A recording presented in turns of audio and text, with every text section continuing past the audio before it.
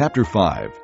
Now Haggai the prophet and Zechariah the prophet, a descendant of Iddo, prophesied to the Jews in Judah and Jerusalem in the name of God of Israel, who was over them. Then Zerubbabel, son of Shealtiel, and Jeshua, son of Jozadak, set to work to rebuild the house of God in Jerusalem, and the prophets of God were with them, helping them.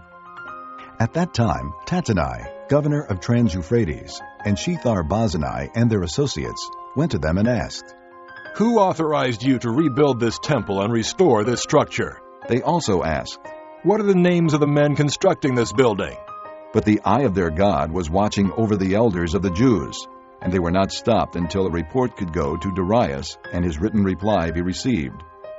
This is a copy of the letter that Tattenai, governor of Trans-Euphrates, and Shethar-Bozenai and their associates, the officials of Trans-Euphrates, sent to King Darius. The report they sent him read as follows. To King Darius, cordial greetings. The king should know that we went to the district of Judah, to the temple of the great God. The people are building it with large stones and placing the timbers in the walls. The work is being carried on with diligence and is making rapid progress under their direction.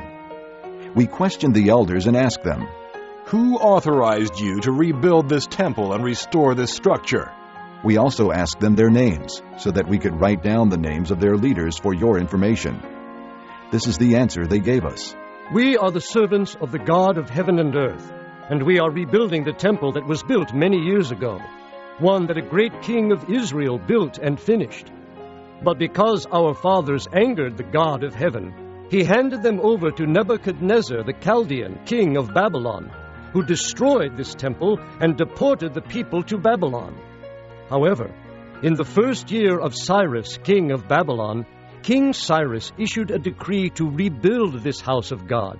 He even removed from the temple of Babylon the gold and silver articles of the house of God, which Nebuchadnezzar had taken from the temple in Jerusalem and brought to the temple in Babylon.